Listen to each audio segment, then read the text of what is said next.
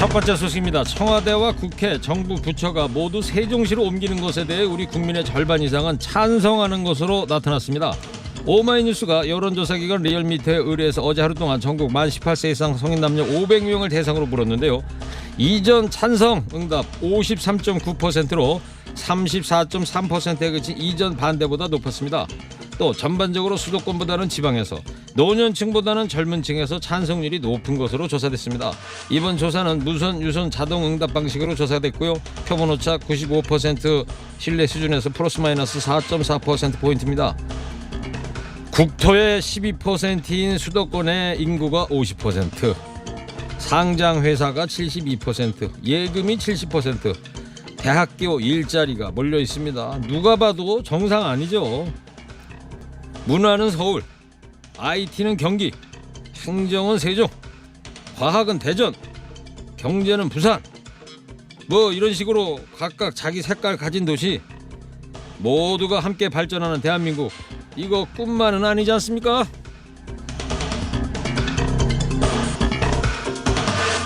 최근 며칠 주춤하는 듯했던 코로나19 확산세가 다시 거세지면서 오늘 신규 확진자가 닷새 만에 다시 60명대로 올라섰습니다.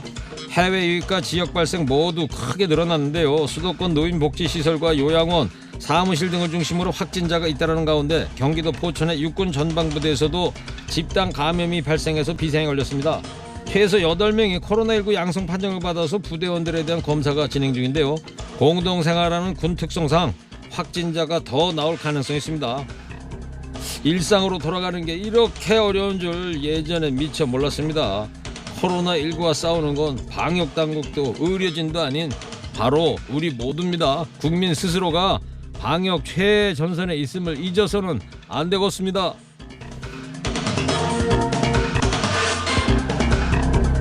다음 소식입니다. 문재인 대통령이 이르면 이달 말에 청와대 참모진 일부 개편 방안을 검토 중인 것으로 알려졌습니다. 이달 말은 노영민 비서실장이 다주택을 가진 청와대 참모들에게 1주택만 남기고 처분하라고 재권고한 시한입니다. 최근 여권 인사들의 비위 문제가 잇따라 불거지고 부동산 시장 파동으로 젊은 층과 서민 등 핵심 지지 기반까지 흔들릴 조짐을 보이자 난국을 돌파하기 위해 인적 쇄신 카드를 꺼내들었다는 분위기입니다. 집 팔기 싫어서 청와대 나왔다고 하면 이거 해외 토픽감이네요.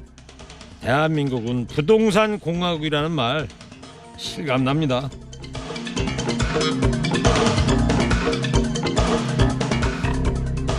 마크 에스퍼 미국 국방장관이 한반도에서 군대를 철수하라는 명령을 내린 적이 없다면서 주한미군 감축설과 관련해 처음으로 입장을 밝혔습니다. 다만 모든 사령부에서 조정을 검토하겠다 이렇게 말해서 감축 가능성을 완전히 배제하진 않았습니다. 에스퍼 장관은 전 세계에 배치된 미군 병력에 대한 조정을 검토하겠다고 덧붙였습니다. 누구는 철수한다고 하고 누구는 아니라고 하고 이거 예? 이거 저 돈 더 달라고 떼쓰는 거 아닙니까?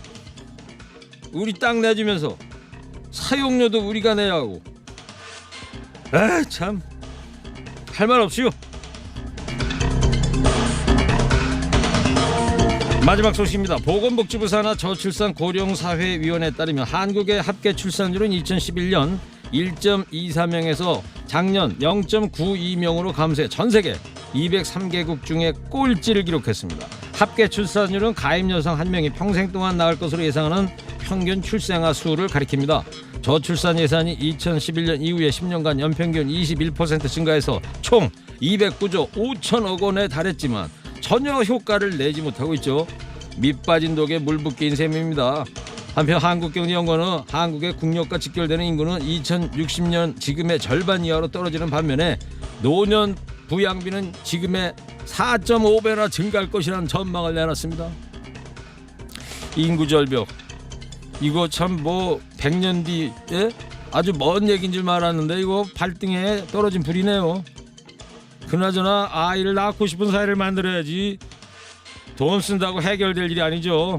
집값 못 잡으면요, 공교육 개혁 못하면요, 양육 문제 해결 못하면, 노력해도 희망 없는 사회가 계속된다면 아무리 해결책 나라도 미봉책일 뿐이죠. 오늘 허리케인 데스크 여기까지 하겠습니다. 깨어있는 시민이 됩시다.